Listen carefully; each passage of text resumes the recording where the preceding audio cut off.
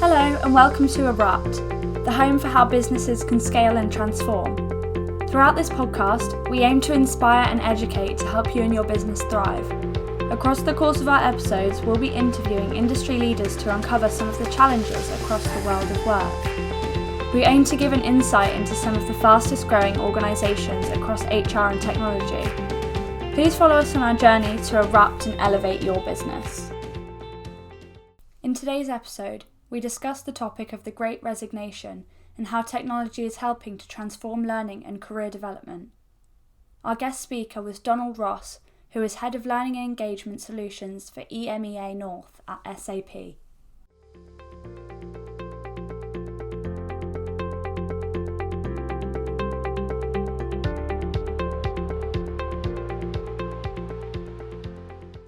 Is going to be talking about how technology is helping to transform learning and career development to help mitigate some of the aspects of workforce exodus. Thanks very much for the great introduction. My name's Donald Ross. I'm Head of Learning and Engagement Solutions here at SAP SuccessFactors. And I've got a kind of multifaceted role. So I work with customers and SAP's own internal teams to enable them around the technology that we have within our technology stack. That tends to be on the cloud-based side of things. So it's through SAP SuccessFactors, which is very much our go-to-market around HR technology. I've been with the company 10 years now, but I've been in learning and development for, dare I say it, over 30 years. So a little bit of experience, and I've worked in many countries around the world and worked with many organizations. So what I want to do today is a kind of three-pronged attack, if you will. Talk a little bit about the changing workplace as we find it today. And boy, haven't we seen that accelerate over the last kind of 2 years. A little bit around our research insight. So we've got a fabulous team within SAP that are PhD qualified and have done a huge amount of empirical research around both in terms, I think, of work and people, but also in terms of how that's changing over time. So I want to share with you some research insights, and then I want to talk a little bit about technology and how here at SAP we're developing technology that obviously helps enable our 110,000 employees, but also the same technology that we're using to work with our customers and partner ecosystem. So a little bit around that as well. Okay, so probably a good place to start is how technology is really shaping the future of work. And I think we've seen, if anything, that accelerate. We used to talk about 60% of people needed to be upskilled or reskilled in 3 to 5 years. And I think now the empirical research that we've got is a significant portion of individuals will need upskilling and reskilling in the next kind of couple of years. So we've definitely seen that trend accelerate. And there's three parts of it, I think. The first is, and this was a study undertaken by our partners, McKinsey, talking about three aspects. So technology that's replaced human labor. And it's really, really interesting that by 2030, the projection is that anything up to 30 to 50% of the work that's currently undertaken by humans will be automated, which is quite a scary thought. The other piece is that technology is augmenting human labor. So what I mean by that is where you might have a person undertaking a job at the moment, which will be replaced or supplemented by machine and technology. So things like driverless lorries is potentially something you may still have somebody that's doing a bit of oversight, but they are pretty much autonomous. And then the other thing is technology-based shifts that require new ways of working faster and innovation. And my wife's a doctor, and what they've seen in medicine is, especially in surgery, is a significant amount of automation where robots are potentially doing some of the procedures automatically, or surgeons are using technology to do procedures remotely. So we've definitely seen a technological impact on work.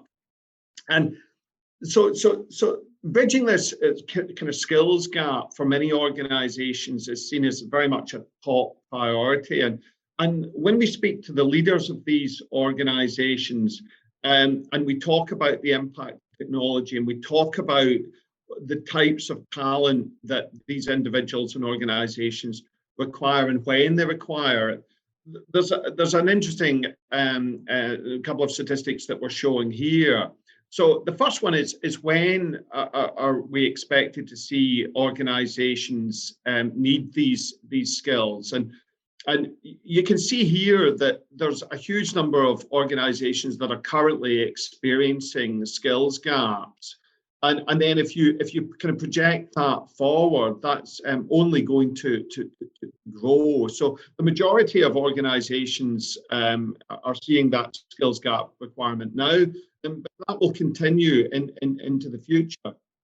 And then in terms of the business models, and in terms of the impact that is having on the ability to continue to deliver, we're seeing significant impact. And although maybe that's not likely to happen right away, the projection is quite low, we can see that over time that absolutely is going to be the case. So some quite interesting drivers there for really us as HR professionals to get a handle on upskilling and reskilling. So that kind of brings me into the own study that we undertook here at SAP, and we researched around about 35 HR leaders from right across the world, and the kind of topics that we looked at were things like technological disruption on employees' roles, understanding the workforce skills, critical future skills, and what the skills gap is likely to be, and how technology is facilitating skills assessment and development. Then we talked a little bit around how L&D is supporting that upskilling and reskilling agenda, and perceptions around upskilling and reskilling. Is it a responsibility of the organization, or is it responsibility of the individual, and the old adage of taking responsibility for your own career development? And then we talked about the criticality of business and HR aligning to deliver that upskilling and reskilling. So these are the kind of topics that we discussed with HR leaders. And then we also did quite a lot of insight with an employee base. We've got 110,000 employees ourselves, but we surveyed employees across 14 different countries. And topics included, and we do a huge amount of this kind of empirical work here at SAP with our Qualtrics tool set. But topics included, confidence and motivation around upskilling and reskilling, the kind of preferred methods that individuals like, and the preferred types of information that companies really knew about them. And I think there is a pent-up frustration that there's a lot of skills that are potentially hidden within organizations that we maybe need to bring to the fore to meet the aspirations of individuals. That came through quite clearly, but just trying to kind of get a bit more of a handle on the full breadth and depth, that what we call the whole person approach to upskilling and reskilling. So really interesting was the different perspectives around that. So we'll probably start with the HR leaders perspective. One of the great things, and it's a bit like the elephant in the room, is that traditional competency models, they tend to be quite static, and and very quickly outdated. So one of the interviews that I remember so well was the interview where the participant said, as soon as we've got a competency model in place, it's out of date. And that really kind of start to make you think about how you can use technology to keep that more current. But that was definitely something that very much came to the fore.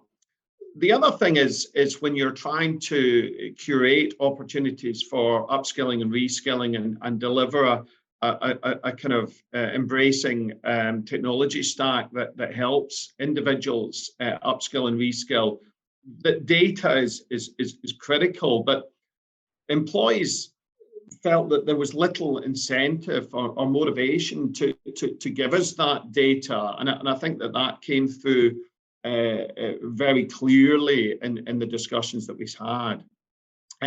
The third area was around skills assessment, which by the very nature, it tends to be very labor intensive and quite onerous for many organizations, especially when you're dealing with a global workforce as we have at SAP, where there's multiple languages, multiple cultures, and how can you undertake that efficiently with limited opportunity or availability of resource to do that.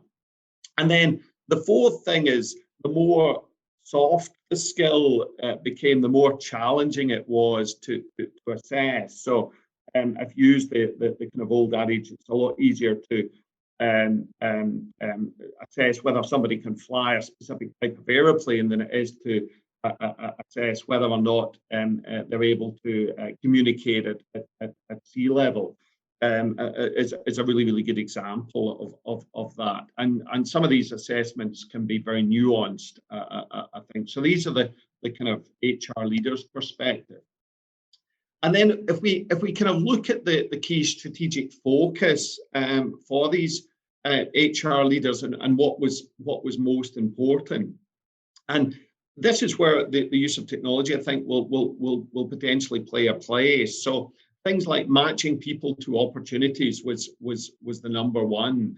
Making sure that we've got the right people with the right skills in the right place, doing the right things, and driving the business forward. Obviously, looking at the future requirements with workforce planning, developing people within the organization and tracking work experiences, surfacing hidden talents was something that came very clearly through, communicating future employees and enabling between HR and business leaders, and then redesigning incentives for transformation. But the matching people with opportunities and planning and surfacing talent were very much up there.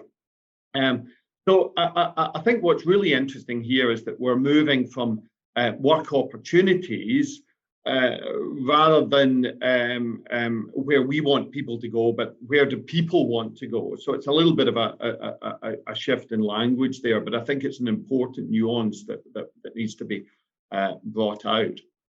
And then we shifted to the employee perspective, and we looked at the motivations to learn, and we did that through three different lenses. The first is I have to learn. So whether it be to fulfill an opportunity or to fill a job or an industry requirement. And what we got back is that we want learning that's simple, fast, and really portable. The second one is I need to learn. So think about it in terms of a competency that you need to deliver in your current role, so or execute a specific task. I mean, we've known for some time that people learn best when they've got a specific problem in front of them. So that's the kind of need to learn, and what it was very much came to light is getting the right training in the right place, easily accessible, timely, on any device. So that was critical. And then the third, I call it the kind of stick of learning, the compliance requirement, So I want to learn. Sorry, I've got that the wrong way around. But the third one is I want to learn. So it's to perform better in your current role. So it's enablement, it's ability to grow and ability to explore, and that's the aspirational side of learn. The have to learn is obviously very much the aspirational side to learn. So that's all about learning journeys and going on a learning discovery and having fun doing it, and making that individualized based on the person's whole self and aspirations, making it fun, making it social. So you've got the kind of, at one end, you've got the have to learn, which is obviously the more compliance piece, all the way through I need to learn to the aspirational talent development, I want to learn. So from an employee's perspective, the insights that we got and the feedback were really, really interesting. Most employees believe their current job makes quite good use of their skills, but especially around kind of things like technical and professional skills that are possessed. Maybe not as good when we talk about some of the hidden skills, but certainly around the technical and professional, most people agreed that that was the case. However, going on to these untapped skills, a significant number of individuals felt that there was a lot that they could contribute, but maybe their current job is not using. So that's these hidden skills. And I think most employees felt that their employees did recognize the need to upskill and reskill, make sure that the individuals are future ready, especially on the technical and professional side. And then the vast majority are motivated to improve their skills. And we certainly see that here at SAP, even more so under COVID-19. Especially once again on the technical and professional skills. So that was the kind of employees' perspective, which we found really insightful. Looking at the kind of modalities, how do people like to learn? There was some quite interesting feedback there as well, and we got individuals to kind of rank that from a list of different options. And interestingly, and I think it might be the whole COVID piece as well, we've been kind of stuck on our own in our studies, our bedrooms, or kitchens using Zoom and Teams for the last 18 months, although I am in an SAP office today here in London. But in-person learning is still very much top of the list, and I'm not sure whether that's because individuals are just desperate for in-person contact with other human beings, but certainly in-person learning was high on the list. Getting involved in projects that allows them to upskill and reskill was really high. So we call it fellowships at SAP, but it could be projects, it could be gigs, whatever you want to call it. These kind of elements where you might get involved in a project with a set start and an end date. And then the third one was making use of coaching and mentoring. We've done a huge amount of work here at SAP on these specific aspects, matching individuals with coaches and mentors. But that was the third one. What was really interesting for me, that spends a lot of time around the whole online learning, e-learning piece, is that was actually the least preferred learning method, which clearly brings into the need to have a blend of learning in your modalities that are being delivered. So that was just a little bit around that also. So if we look at how we can build a strong, positive learning culture, I think there's a couple of things that shone through. One is that we need to deliver a learning climate, which is a key part of our strategy here at SAP. And there was a number of aspects around that. So management support we found was really critical. And managers play a huge role in the whole delivering a learning culture within an organization. I think the other thing is, and this once again is part individual and part managers, but being given the time and support to learn new skills at work was critical. Really, and I kind of talk about spoon feeding opportunities, but given opportunities to develop and try new things where failure is also an option, and it can be a great learning curve as well. Given autonomy and responsibility to take responsibility for your own learning, and given the resources needed, I think. On the strong learning climate, we found that was positive related to the overall person's engagement. We saw a direct correlation between opportunities to learn and feeling engaged at work. Also, I think individuals want to believe that the job makes good use of their skills. I think that really came out. So if there's an opportunity to learn something new, people generally want to put that into action. And also future proofing, looking at what's required down the line, getting insights into that as well. What will we need in the following year? What will we need in 3 to 5 years' time? And being given the opportunity to learn these new skills. And that goes kind of hand in hand with the organization communicating the types of skills that we really desire and would like people to learn.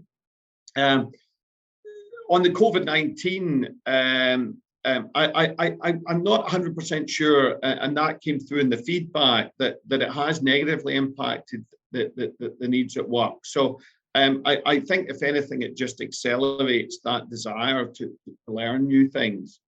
The other thing that was really interesting is that the number of people that felt their organization had a strong learning culture was lower than we possibly thought it would be. And I think there's certainly here significant room for improvement, and that was one of the key takeaways. So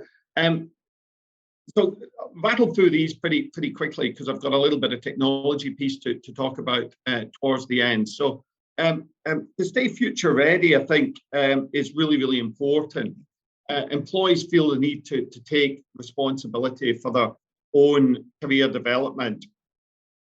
Upskilling and reskilling is not something that's transactional. It's very much a journey, and employees, as a result of that, need a little bit more than just go and take responsibility for it and hope you find what you're looking for. So it's really about giving them some form of map that they can follow and get them on that journey. And think about it very much rather than from an HR lens, but through a people lens. So more of a people-centered approach. I think that shone through. And if we can do all of these things, I think we'll be in a far better place as a result. So overall, I think that there's a need to change the focus from a jobs skills to a people focus. And here at SAP, we very much are a people organization. We try to live that in our DNA. However, I think there's still quite a lot that we can do in terms of supporting technologies, and that's what I want to talk about briefly. So the next part of the presentation is really talking about this. So we've got this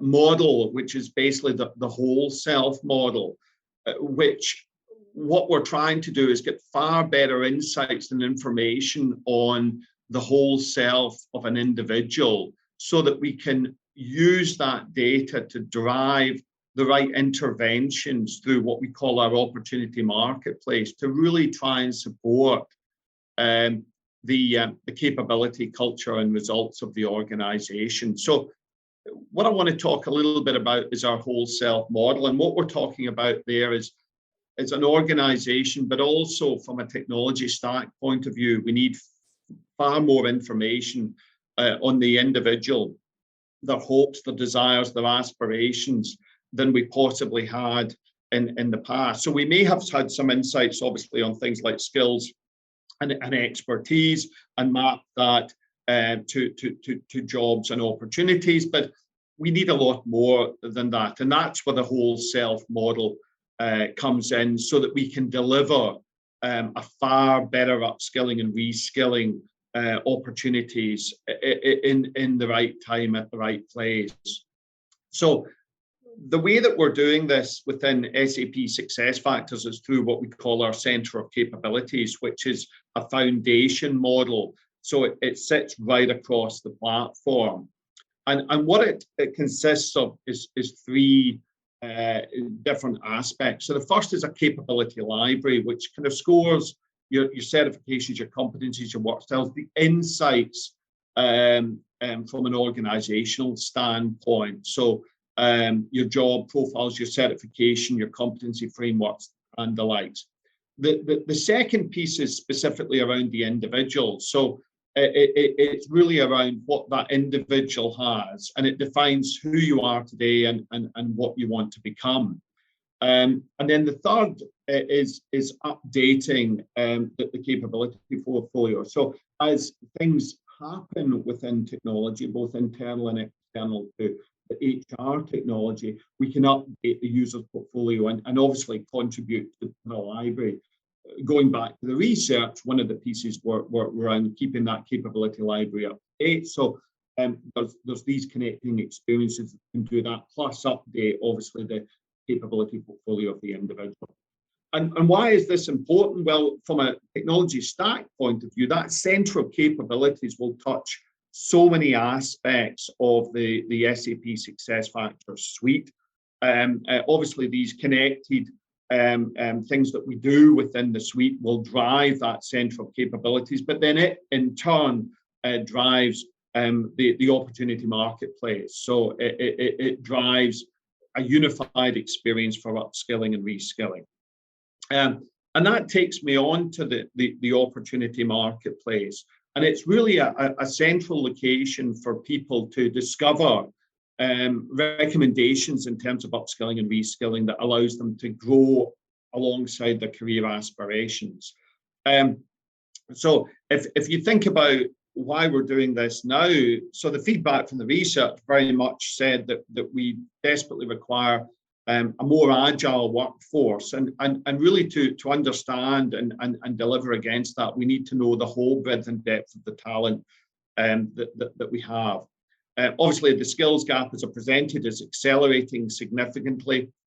Internal mobility, because external hires, and going back to this Great Resignation, external hires are becoming very, very difficult to get a hold of. So making sure that we're making the most of our internal talent and making sure that they're given the opportunities and driving staff retention is critical.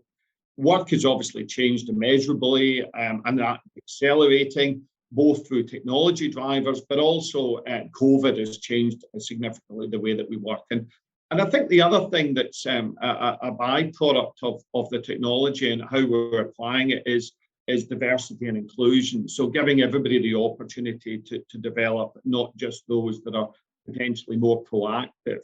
And that certainly is around internal opportunities to develop as well, with things like projects or internal hires.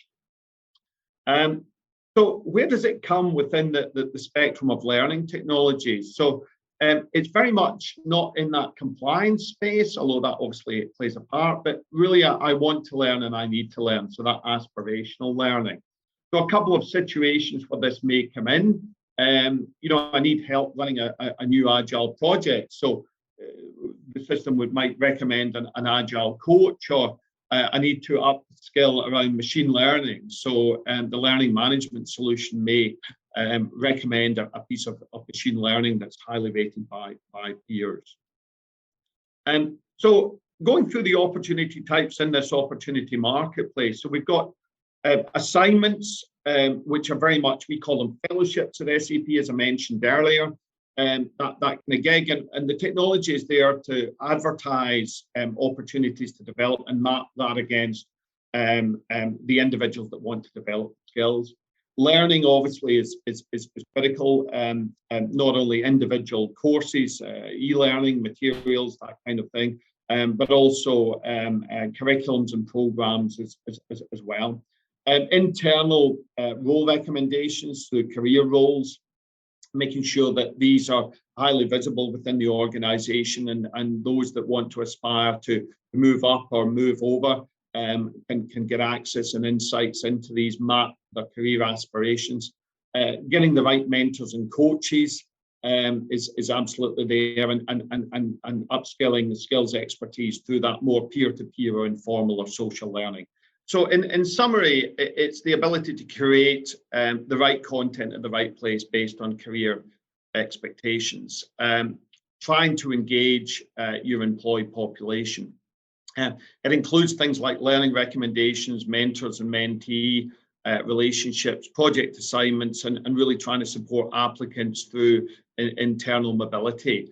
And it includes full skills assessment also. You can see that within the screenshots that are there, fully mobile and fully responsive design. And where we see this coming in at SAP is around some of the practical applications. So it's things like getting the right people mapped to internal opportunities to develop, whether these be projects or whether they be internal hires, allowing them to really undertake informal career development. So maybe not just the stuff that's directly related to the current role, but also future roles, depending on which way they want to go.